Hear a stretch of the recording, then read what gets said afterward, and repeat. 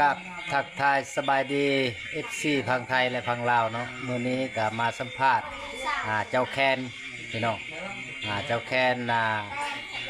ชนเผ่ากระโดดพี่น้องว่าเพิ่นนี่เป่าแคนนี่มันมีอยู่จักจังหวะมีอยู่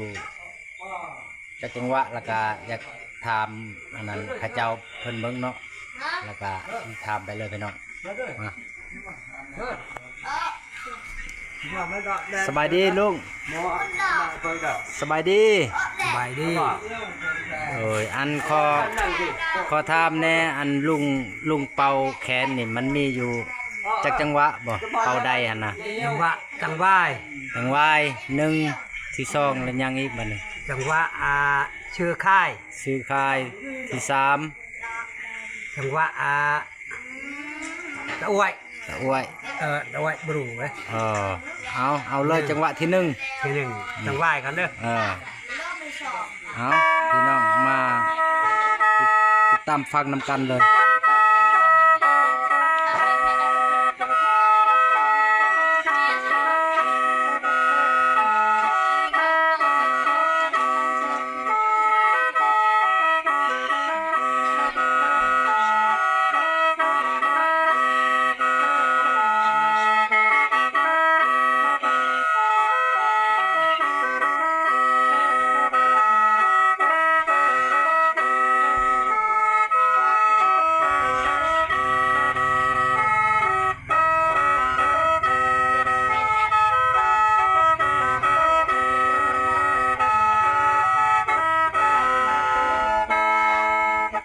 จังหวะแค่นี้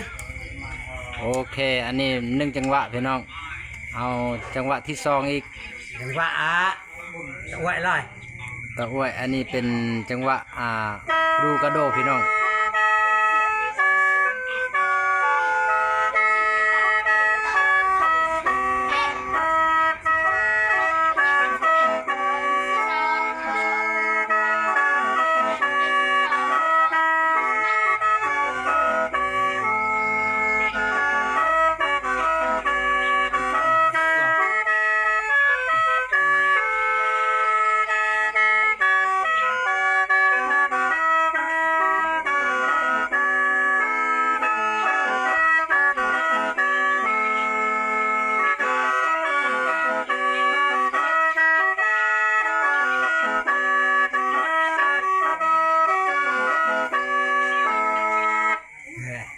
ที่2เอาที่3บัดนี่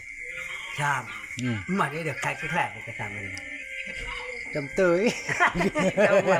ที่3ซื้อค่ายซื้อค่ายซื้อค่ายจังหวะซื้อค่ายพี่น้อง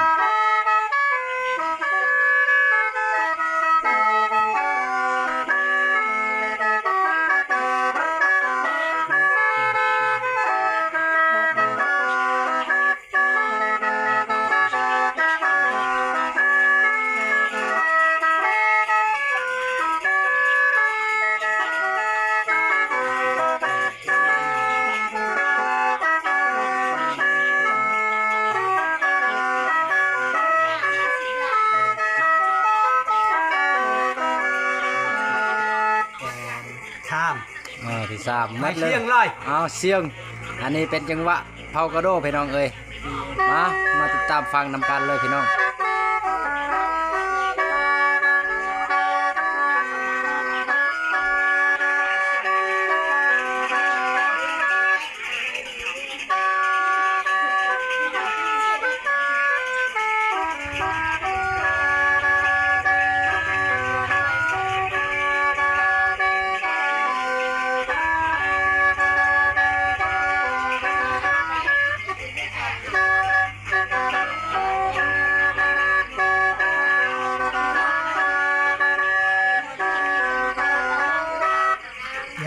โอเคเอาขอบใจหลายๆเด้อชี้จังหวะพี่น้องเอ้ยเอาบัดนี้เฮามาเริ่มฟังเพลงเลยได้บ่เพลงเลยให้คนนี้ห้องอำไทยเลย